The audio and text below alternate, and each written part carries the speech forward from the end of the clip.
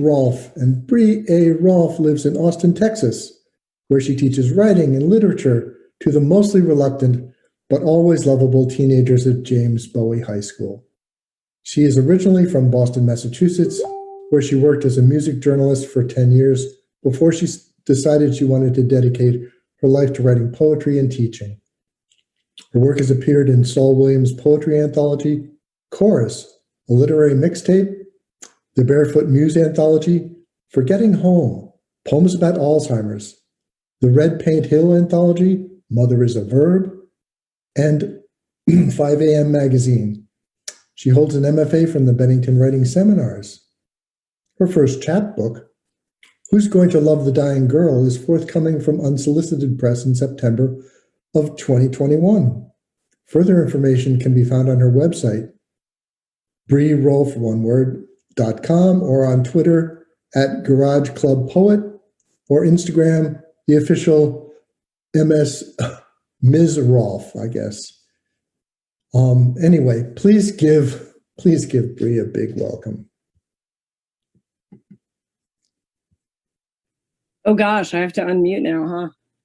Whew, okay. I have some poems for you from my forthcoming chapbook, and then some other stuff from a chapbook that is hopefully going to be published eventually. Marcia, Claudia, Julia, so nice to read with you. I also have a series of dead mother poems, so I think we're on brand. Yeah. Okay, so the first few poems I'm going to read are from my forthcoming chapbook from Unsolicited Press called Who's Going to Love the Dying Girl? Which is a bunch of sick girl poems about, having cystic fibrosis. This one is called A Litany of Bad Decisions. Part 1, Omens. The only remaining correspondence between the two of us, a New York Times article about Marfa, and a reply of Yippee. John Krakauer's Under the Banner of Heaven on audiobook, Mormonism, Blood Atonement, a 6-hour drive through desert. The first gallery with photographs of Katrina's destruction paired with poems by children left in her wake. Something beautiful, repurposed from storm, but still destruction. Part 2, Take It All Back. Some farm-to-table restaurant with a name that involved chicken and electricity, where you bring your own wine. A loud table of sophisticated middle-aged couples, tipsy and deep in conversation. Us, silent, draining everything we brought. A bar afterward, a folk singer finishes his set, and we talk too long about Club Passim. We meet a couple, and you tell them, you're from Brooklyn, and I say, but you're from Connecticut. All your drinks on my tab. Scotches piled upon scotches. Then a Milky Way themed trailer that sells grilled cheese. You screaming at me from a beanbag chair, everything misshapen in black light and so twisted. I walk out and back to our rental alone through pitch black streets with no real sidewalks. Who's gonna love the dying girl? It all unravels. A smashed phone, a disconnected call, an overturned coffee table, a locked bathroom, chunks of my hair unmoored. Part 3, Aftermath. Triplicates of paperwork, a gas stop, a guy on a Harley with a sympathetic look, and then cheap sunglasses. A legion of bugs sacrificed on my windshield with no substance in the world other than sheer will to scrub them off. 6 hours to forget. I'll leave you in a shallow grave in West Texas. This next poem is for my New England peeps. It's called Providence. There is a sign in the hotel lobby that reads fine in unblinking neon. The day before you arrive, I don't notice. After you're gone, it's there. Suddenly constant, freakishly pink. The hotel bartender from Kansas tells me he builds large-scale sculptures. He's trying to reconstruct the one-room schoolhouse his mother taught in a field outside of Providence. Later, you and I will run through a downpour back to this bar where you tell me you changed your mind, then turn me around and push me into an elevator. You'll say, I don't want to share your attention. I want to tell you I know about parasites. Or maybe I know how the body can betray itself. 10 years ago in a San Francisco hotel in a twin bed, I remember the texture of your undershirt and a shaking so slight I might have imagined it. I want to say, I understand how a body can tell the truth, even when you don't want it to, even when you try to force it not to, it won't lie. It won't let you lie. So I was diagnosed I can't talk. I was diagnosed with cystic fibrosis when I was 30 years old, which, if you know anything about cystic fibrosis, is super old. So I have a poem about being an old person with CF. So this is called In the Waiting Room of Dell Children's Hospital CF Clinic at age 40. The Disney princess pictures and Finding Nemo posters haphazardly tacked up at registration cubicles where nurses wear cartoon scrubs remind you of the fact that you are supposed to be dead by now. Even your medicine reeks of childhood, Asian hamsters. Imagine a tiny syringe extracting secretions from their genetically engineered ovaries. Remember that fragile hamster you owned for 3 days? It got cold and died. So many dead hamsters, their tiny bodies cooling off, water removed from flame. But that one death, you cried more than all the others. Not because you knew it best, you loved it best, because it was the most beautiful. Is there some kind of strange beauty in slowly dying of a child's disease, but not knowing until decades later? You never got out of gym class, or to make a wish to meet Damien Rice, or top the other girls' sob stories at Whitney Shoemate's sleepover when they kept playing Richard Marx's Hold On to the Night and crying. How do we explain something that took us by surprise?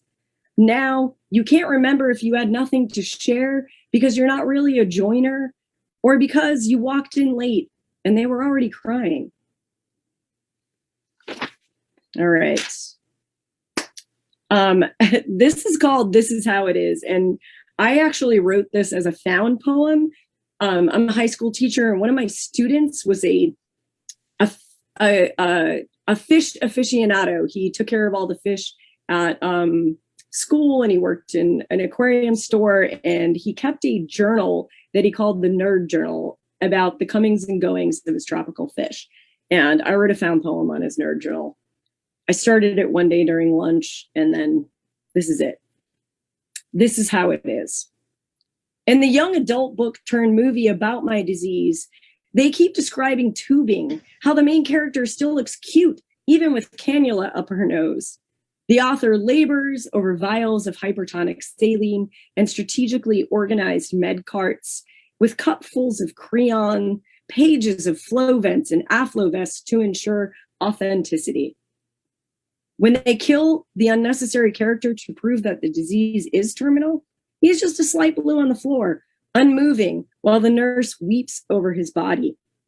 But there are only 2 mentions of phlegm, and even those are treated like delicate renderings, nothing deep green or thick or bloody draining down somebody's face or coughed up so hard the patient vomits all over themselves while sitting in traffic. I wonder why there is no scene where the main character shits herself while using her shaky vest and has to shower and clean her sheets before rushing to work where her student shows her his Nerd Journal, where he catalogs the daily care of tropical fish. And I think, yes, this is how it is. As I read the description of a molting porcelain crab who is swarmed by nefarious snails because they smell death, and so they rip both claws from his soft-shelled body. Okay, I'm going to read you some poems from a book that may never get published. It's out there. I'm trying. This is for my friend Heather and her daughter Anna, who painted me a painting with "Believe in Magic" on it, and I really, really loved that painting, and so this is for them. Believe in magic, they say, but I'm guessing what they mean is to believe in the pastel goodness of unicorns and fairies and leprechauns who leave the necessary gold to cure your financial woes just before you've lost all hope. Or if I believed hard enough, I could imagine this grow a doctor toy into reality where it would grow to the boasted 600 times its size and let me rant endlessly about my symptoms. And he would be real and a single doctor, to be my grown just in time to be my date for the big event, like every Hallmark movie I've ever loved. But I've never believed in this kind of lightness. It always seemed too obvious or unreal, the kind of luck or purity not meant for people like me. The only magic I believe in is murky and heavy, spells cast in the cover of night, praying to dark gods, sacrifices and bargains made with women in shrouds deep in the woods, chanting in circles of discarded bones. And this is why when my mother was dying, I sent Heather to collect items for a healing spell bought for me in New Orleans. She ran around town, gathered the items, leaves of tea, flowers of lavender, ginger and salt, clove and camphor. She wrapped them in a scrap of white velvet, tied it shut with royal blue thread, then left it on the porch. And when we returned from the hospital, it was waiting, a small bundle of hope born out of some tourist trap in a sweaty corner of Bourbon Street. But what did it matter where it came from if we believed? What did we care that it wouldn't work as long as it meant we could say that we tried absolutely everything? All right, just have a few more. This one's called The Stone of You. I'm sorry to leave you all on a downer, but might be a little downer. The Stone of You. We don't begin motherless. We were told how to hunt fire, what we held allegiance to, and what butterflies were poison. Our eyes, the color of coal, glowed in the womb. We came out slick, warm, dark-haired, wiggly in their arms, imagining gold thunder. We are in a hospital room where days repeat days, punctuated only by McDonald's sundaes brought to us at midnight, only a tiny yellow prayer blanket made by the ladies at Katie's church to keep us warm. Who's Jonathan?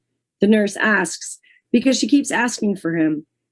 But she's asking for Janet, my godmother, who let me drink strawberry milk because I hated regular milk. My mother refused, just couldn't stand for making it even just a little bit sweeter. Janet arrives. We count breaths. The whispers we kept close to our mouths were accidents rising in the dark.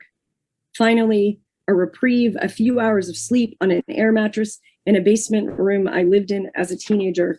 The walls covered in writing that she forced my dad to paint over, even though some of it was really fucking good. Some of it still showing through 3 coats of paint. And then Mom is gone. The stone of your eyes, so dark and so much like our own. We want to climb inside. It's solid in there. We won't fit. Okay. This is a poem I wrote during the pandemic because I was obsessed with the Monterey Bay Aquarium live cam and the otters. I could watch these things all day. Brightwater days. There were brightwater days where everything felt feverish and you snaked through them, coiled and deliberate as a rattler. The flowers you stole from the neighbor's yard and kept in small jars all around your room made you believe in grace. You were rich back then, felt hope deep in your bones. But now even your bones are disappearing, shrinking each year, all that promise seeping and hollowing out until you're as light as a hummingbird.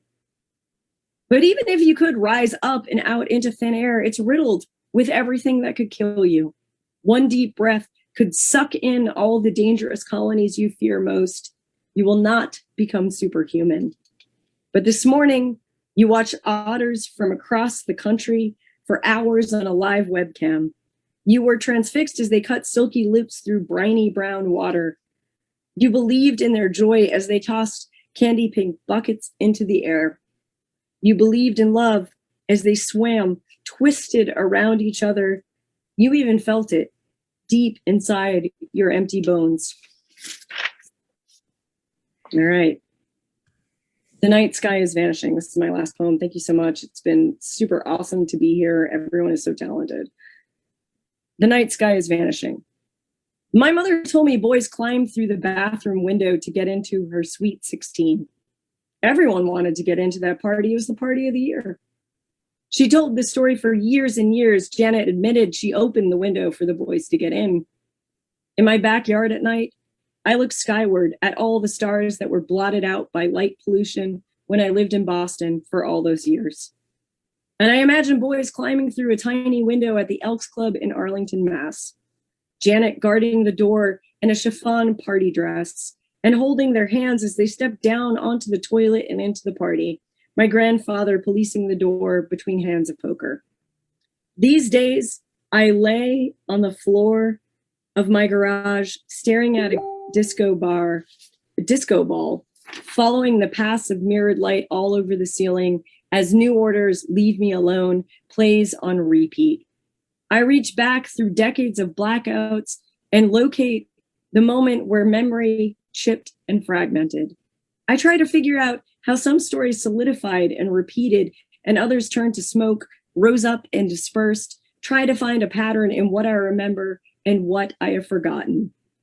Over 80% of Americans can no longer see the Milky Way. Sky glow obscures our place in the universe.